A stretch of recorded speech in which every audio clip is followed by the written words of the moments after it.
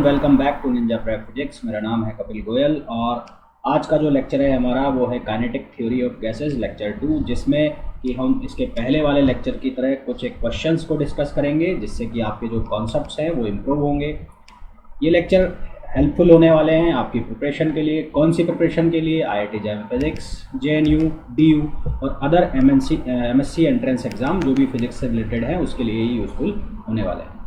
तो अगर आप लोगों ने इसके पहले का लेक्चर नहीं देखा है तो मैंने डिस्क्रिप्शन में उसका लिंक दे दिया है, उसे फॉलो करके वो आप लेक्चर देख सकते हैं।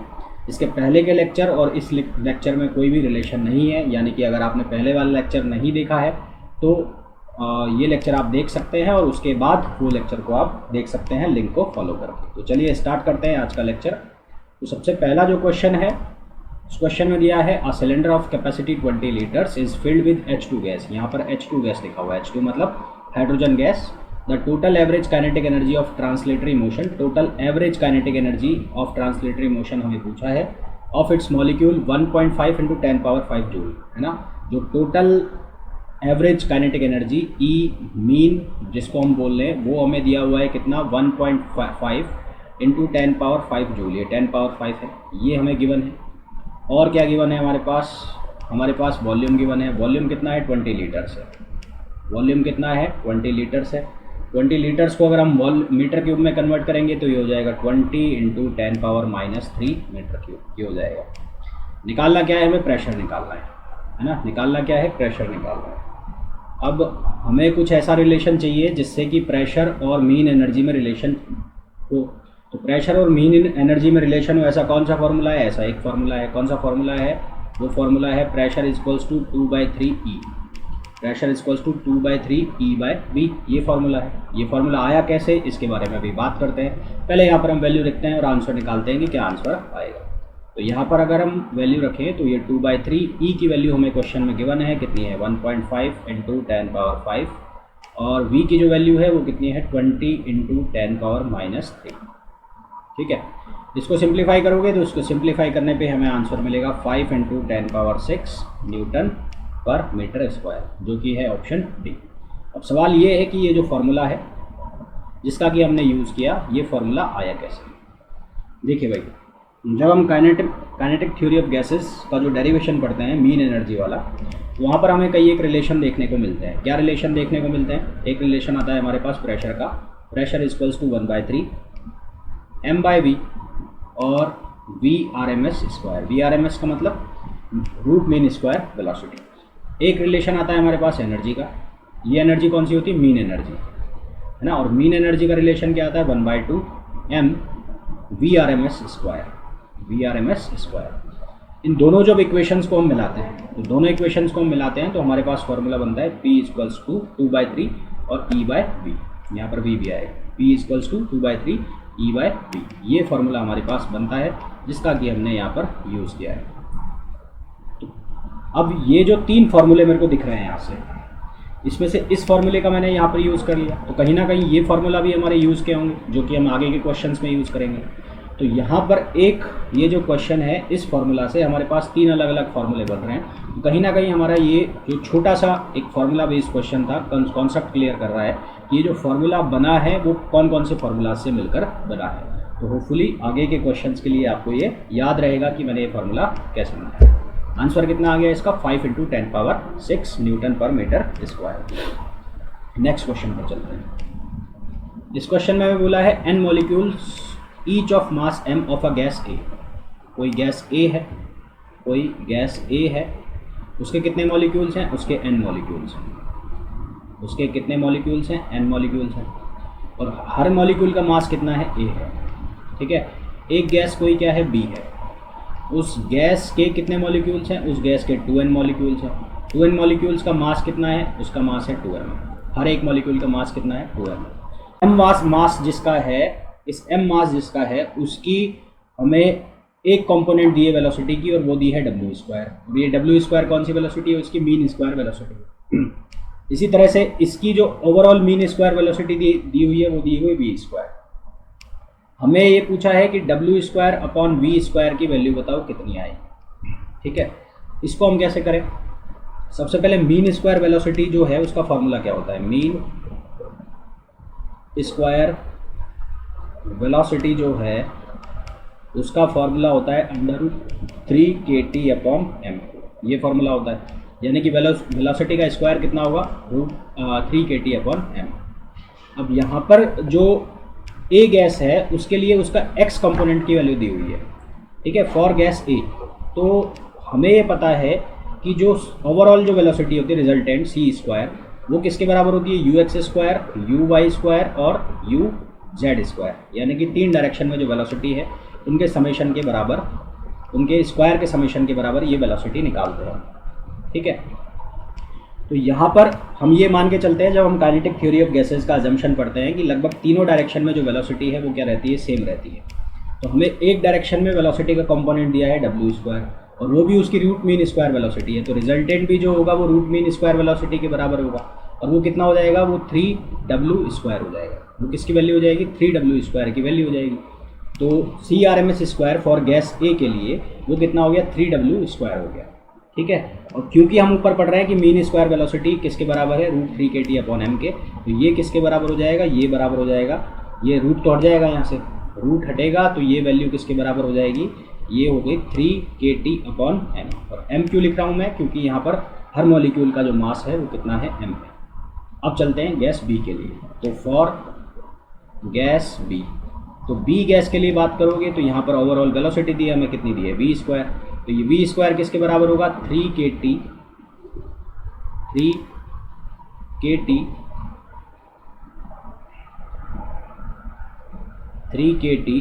m। तो अपॉन m में जो उसका जो मास है वो कितना मास दिया हुआ है, वो मास दिया हुआ है 2m। तो यहाँ पर कितना आ जाएगा, 2m। सवाल में क्या पूछा है, सवाल में पूछा है w²/v² की वैल्यू बताओ, तो कितना हो जाएगा, मैं इसमें इसको डिवाइड कर देता हूँ इससे, तो इसको लिख दूँ 1 और इसको लिख देता हूँ मैं इक्वेशन 2।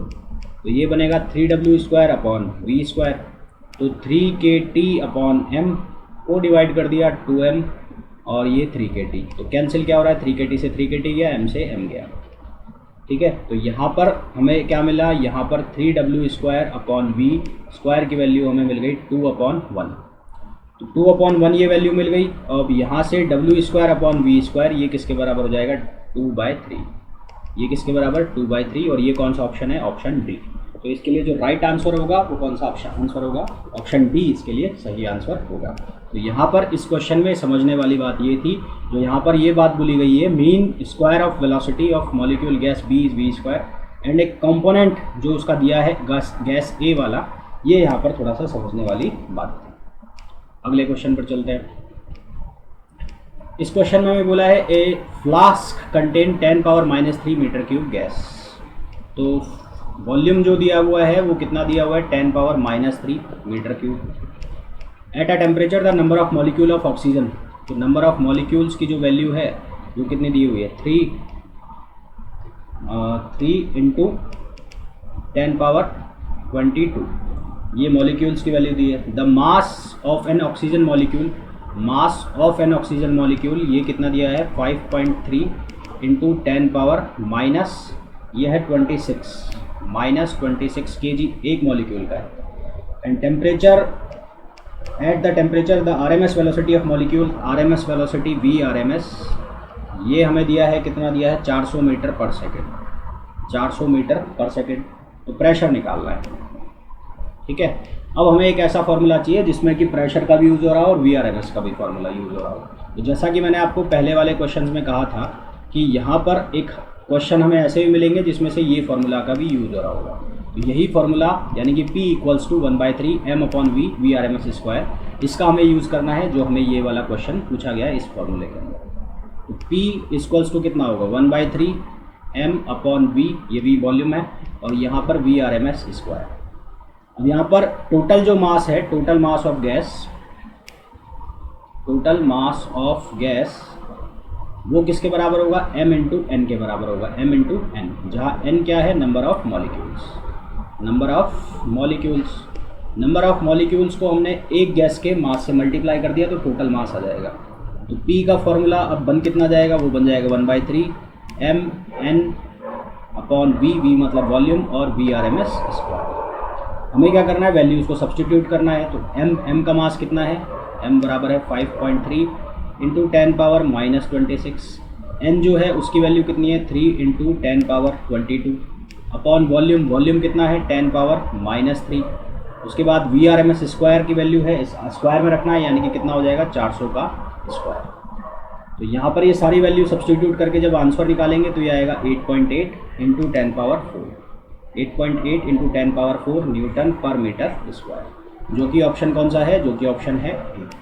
तो यहाँ पर हमारे पास जो राइट आंसर होगा वो कौन सा होगा, option A is the right answer. ठीक है, अभी तक अगर जितने भी हमने क्वेश्चन किए हैं, अगर इनमें आपको कोई प्रॉब्लम है तो अपनी जो भी प्रॉब्लम है, अपना डाउट है, जो भी आपकी क्वेरी है उसको कमेंट में लिख के भेजिए। कुछ अगर जैसे ही मैं उसको देखूंगा, जैसे ही मेरे को अगर उसका जवाब मिला तो मैं ज़रूर से ज़रूर आपको आंसर करूँगा। नेक्स्ट क्वेश्चन में बात करते हैं। अगले क्वेश्चन में दिया है a balloon contains 500 metre cube है, ये है 500 मीटर क्यूब, 27 डिग्री सेंटीग्रेड है और 1 एटमॉस्फेरिक प्रेशर है। ठीक है, balloon contains 500 metre cube of helium, gas कौन सी है, हीलियम है। वॉल्यूम V1 मैंने लिख लिया, वो कितना है 500 मीटर क्यूब। फिर टेम्परेचर T1 मैंने लिख लिया, वो कितना है 27 डिग्री सेंटीग्रेड, जिसको कि मैं लिख सकता हूँ कितना 300 केल्विन, इसमें 273 ऐड कर देंगे।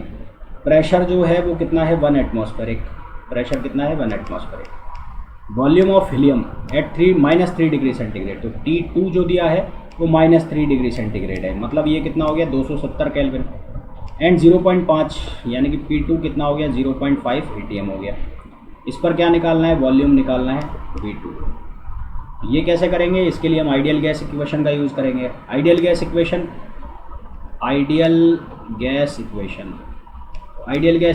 PV = nRT। इसको हम कैसे लिखेंगे, नंबर ऑफ जो मोल्स हैं वो तो सेम रहेंगे, नंबर ऑफ मोल सेम रहेंगे, तो ये इसको हम कैसे लिख सकते हैं, प्रेशर है ना, तो इसको हम लिख सकते हैं P1 V1 upon RT1 = P2 V2 upon RT2। ऐसा मैं क्यों लिख रहा हूँ कि दोनों केस में नंबर ऑफ मोल्स जो हैं वो क्या रहेंगे, सेम रहेंगे। तो नंबर ऑफ मोल्स सेम रहेंगे तो P1 V1 upon RT1 P2 V2 upon RT2, तो R से R मर गया, R से R कैंसिल हो गया।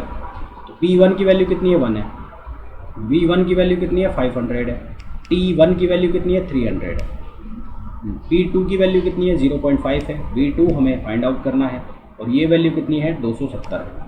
तो V2 जो है वो किसके बराबर हो जाएगा 500 इंटू 270 अपॉन 300, और यहाँ कितना आ जाएगा 0.5 आ जाएगा। ये जो 2 0 से 2 0 कैंसिल हो गई। इसको सिंप्लीफाई करेंगे तो हमारे पास जो वॉल्यूम है वो कितना आ जाएगा 270 इंटू 5, तो ये हो गया, और ये 50 हो गया, नीचे हो गया 15 है ना, तो ये आ जाएगा 900। तो इसको सिंप्लीफाई करोगे तो यहाँ से आंसर जो हमारे पास आ जाएगा वो आ जाएगा 900 मीटर क्यूब, जो कि ऑप्शन कौन सा है, सी ऑप्शन। तो ऑप्शन सी इसके लिए क्या होगा, राइट आंसर होगा। ठीक है, ऑप्शन सी जो है इस क्वेश्चन के लिए राइट आंसर होगा। नेक्स्ट क्वेश्चन पर चलते हैं।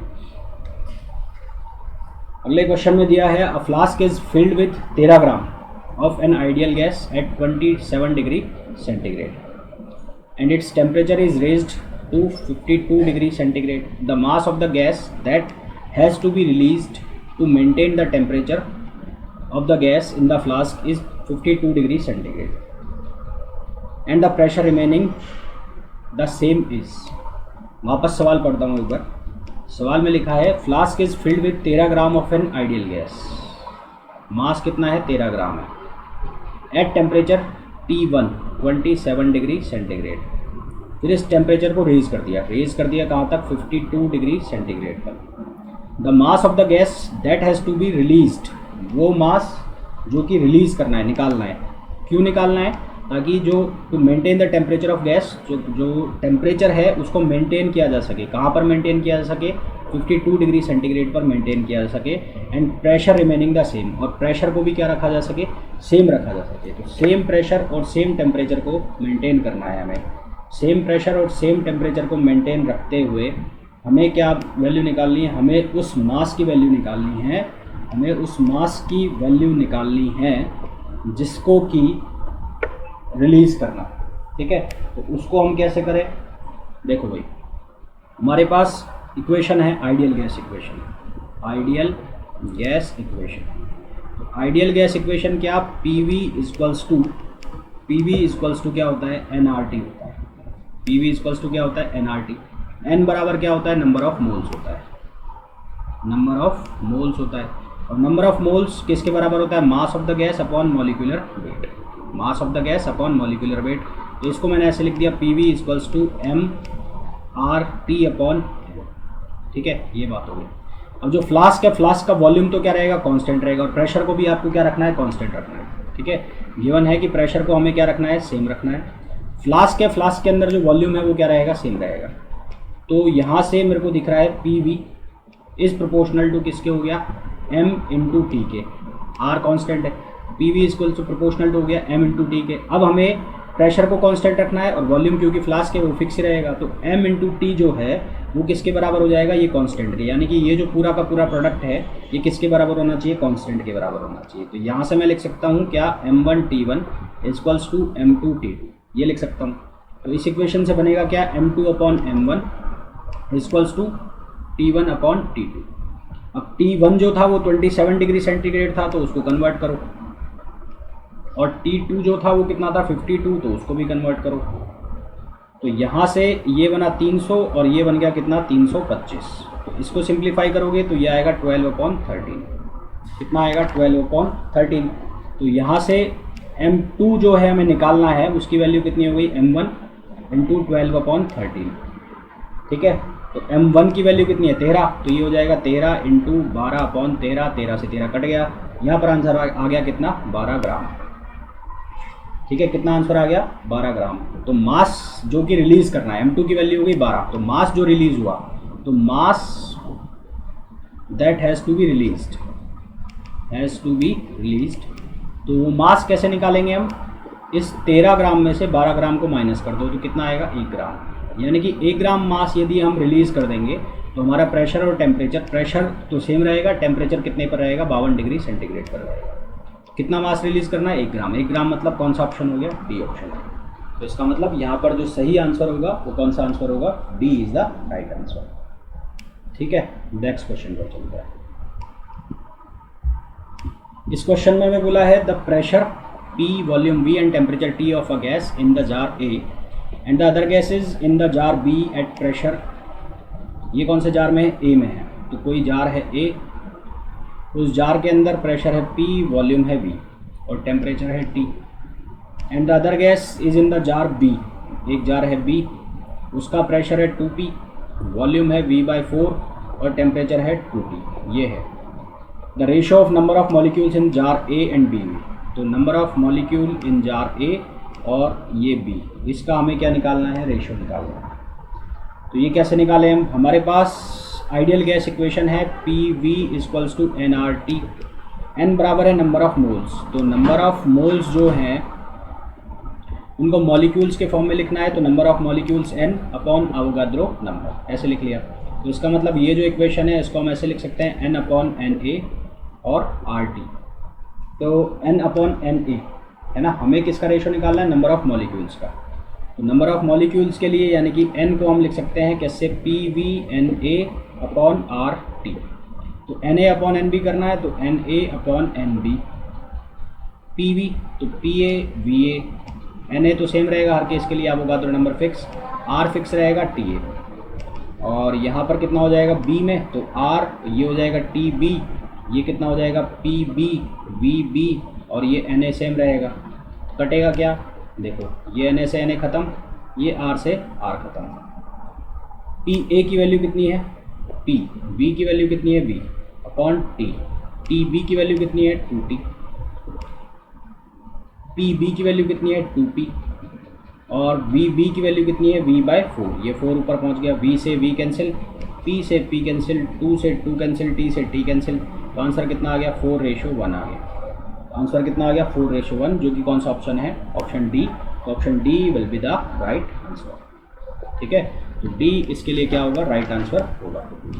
नेक्स्ट क्वेश्चन पर चलते हैं। इस क्वेश्चन में हमें बोला है the expansion of an ideal gas of mass m, expansion of an ideal gas of mass m at constant pressure p, constant pressure p is given by the straight line d, straight line d. Then the expansion of the same ideal gas of mass 2m at pressure P/2 is given by the straight line. इसके लिए हमें एक diagram दिया गया है, उसमें बोला गया है expansion of an ideal gas of mass m at constant pressure P is given by straight line D। अब ये जो डायग्राम हमें दिया है वॉल्यूम और टेम्परेचर के बीच में दिया गया है, ठीक है, वॉल्यूम और टेम्परेचर के बीच में हमें दिया गया है डायग्राम। और जो क्वेश्चन में हमें दिया गया है कि कोई मास m का जो एक्सपेंशन है, एक्सपेंशन मतलब वॉल्यूम, वो किसी प्रेशर P पर स्ट्रेट लाइन D से शो होता है।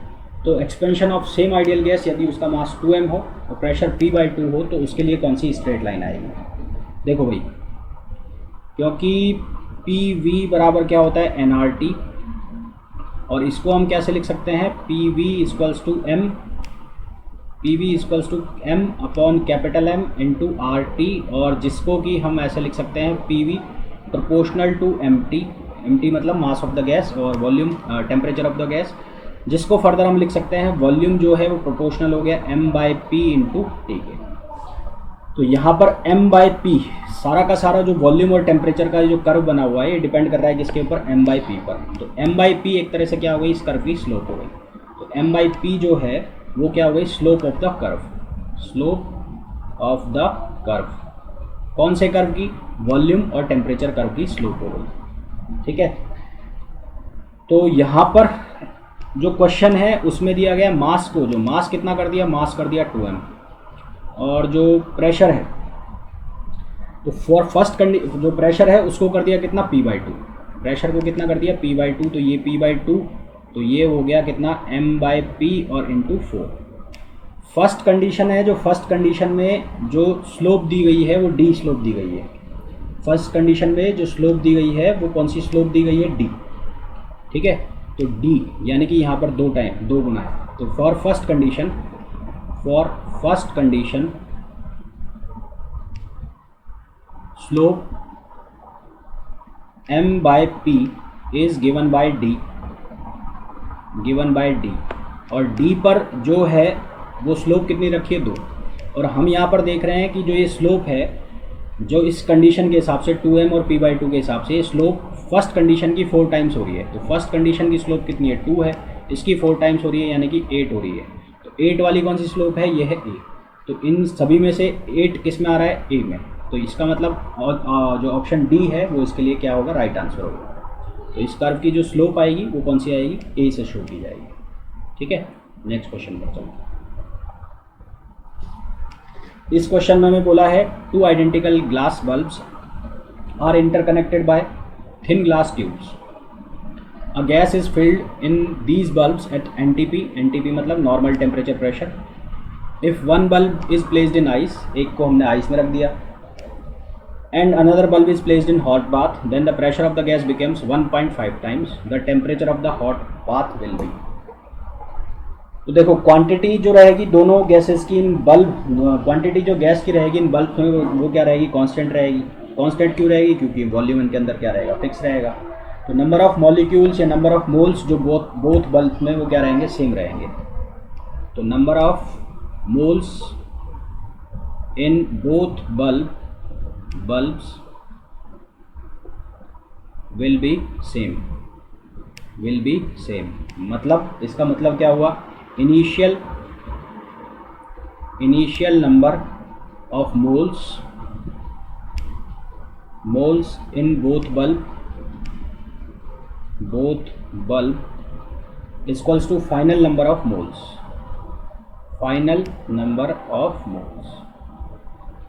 तो इनिशियली मैं मान लेता हूँ n1 प्लस n2 और इसको मान लेता हूँ n1 dash plus n2 dash. तो इसको सिंप्लीफाई करोगे क्योंकि PV बराबर होता है nRT, तो n बराबर हो जाएगा PV अपॉन RT। तो ये हो गया PV अपॉन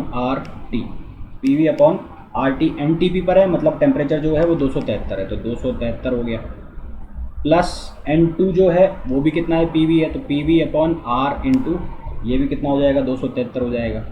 उसके बाद जो है वो कितना हो गया, 1.5 टाइम्स करना है, तो ये कितना हो जाएगा 1.5 टाइम्स PV अपॉन R और 273 प्लस ये भी 1.5 PV और R इंटू 273।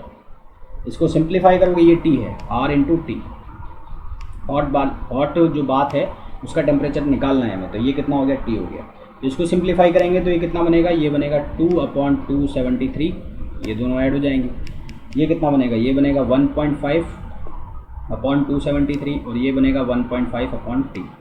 इसको जब हम सिंप्लीफाई करेंगे तो हमारे पास आंसर आएगा 819 केल्विन, जिसको फर्दर हम सिंप्लीफाई करेंगे तो ये बनेगा 546 डिग्री सेंटीग्रेड। 546 डिग्री सेंटीग्रेड कौन सा ऑप्शन है, ऑप्शन डी। तो ऑप्शन डी इसके लिए करेक्ट आंसर होगा। ठीक है, तो आज के जो लेक्चर में हमने कुछ एक क्वेश्चंस और डिस्कस किए और होपफुली ये जो सब क्वेश्चंस हैं आपकी जो प्रिपरेशन है उसमें हेल्पफुल होंगे।